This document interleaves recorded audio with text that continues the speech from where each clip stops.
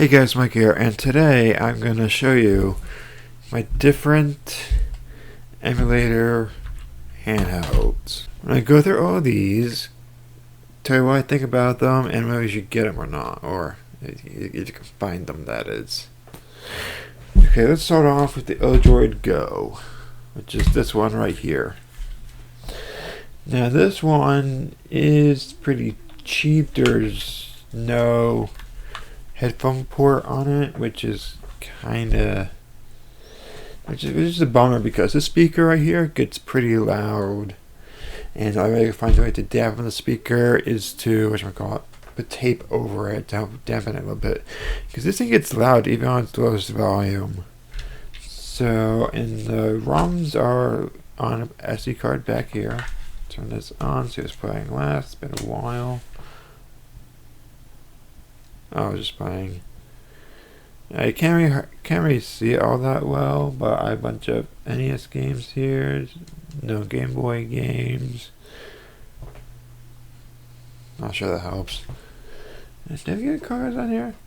I have, what is it, Link's Awakening? Then that's Link's Awakening. And I don't have a Sega Master System or Game Gear or even ColecoVision games on here.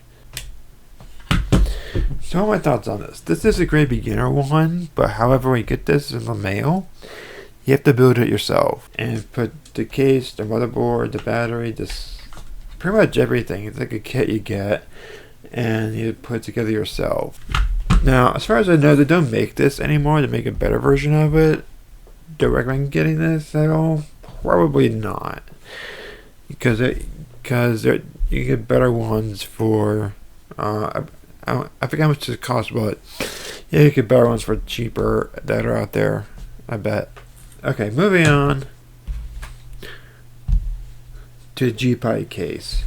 Now this is an interesting one because it's actually on the cartridge here. Inside this cartridge is Raspberry Pi 20W, and I don't have any SD cards in here right now, so I can't really show what's on here because there's nothing on here.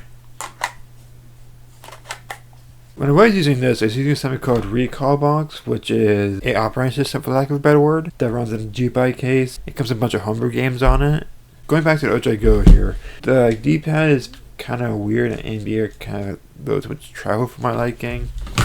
This one just looks like a Game Boy original. And there's one thing that kind of ruins it, and that is it requires AA batteries. 3 of them. And at first I thought this was actually a positive thing, because if battery runs out, if you run out of battery, all I have to do is grab more AA's. But at the same time though, you need to have AA batteries to work the thing. So, do I recommend getting this? I think they made a better version of this. If I were you, I forget how much this costs, I'll probably put it up on screen, but again, there are probably better things out there for either around the same price or cheaper. That brings us to our last handheld for today, and that is this. The Anbernic, what number is this again? The Anbernic 353VS. And let's boot this up. And I'm not using the stock OS that comes with this. I'm using something called JellOS or Jellos. It stands for Just Enough Linux OS. And since this boots up, I'll show you what's on here. Come on. There we go. We got some Game Boy Advance games. This could go up to DS. We got some, some ports here, like Cave Story.